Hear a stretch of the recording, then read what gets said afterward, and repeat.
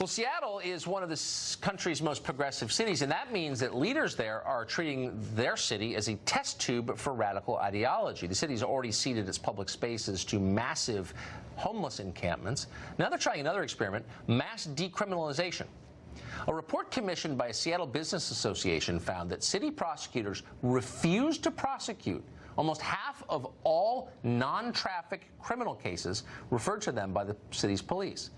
For example, more than 1,800 robberies were referred by police over an 18-month period, but less than 1,000 of them resulted in criminal charges. Christopher Rufo is a fellow at the Discovery Institute, and he joins us tonight. So this is kind of an amazing number. First perspective, this is unusual, correct? Yeah, this is highly unusual, and really what you've seen is that Seattle has embarked on an experiment of mass decriminalization.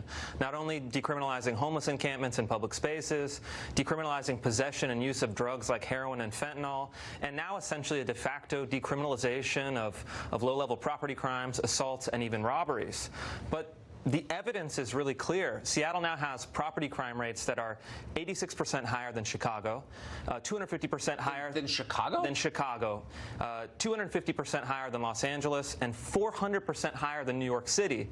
And they're kind of operating under this mistaken idea that if you decriminalize crime, you'll get less of it. But what we've seen, especially with property crime, is that you've gotten much, much more of it, and it's reaching a pretty dangerous point.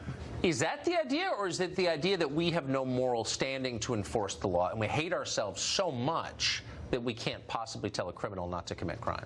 I think that's at the heart of it, and I think there is really a radical progressive ideology that is seeping its way through institutions in cities like Seattle, San Francisco, and Portland, where they're saying that essentially people who are homeless or committing crimes or addicted to drugs are the victims of an unjust society, and we can't hold them accountable because to do so would be another vestige of white supremacy or fascism or racism.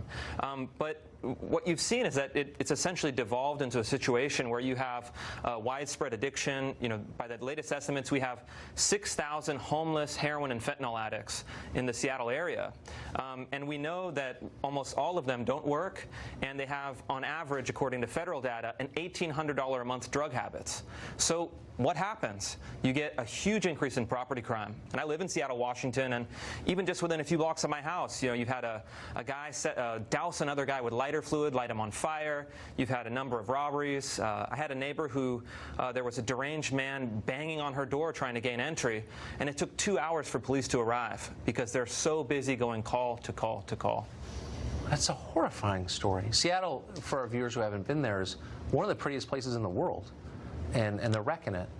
Yeah, it's a beautiful city. It's a city, paradoxically, of really dynamic capitalist enterprise, mass prosperity, but it's being undermined by this kind of ideological commitment that is really kind of multiplying these problems. And now we're seeing huge uptick in property crime and even random acts of violence downtown. It's the self-hating decadence of the new rich. You see it all up and down the coast on your side of the country. Thanks so much for joining us tonight. Thank you. Godspeed out there.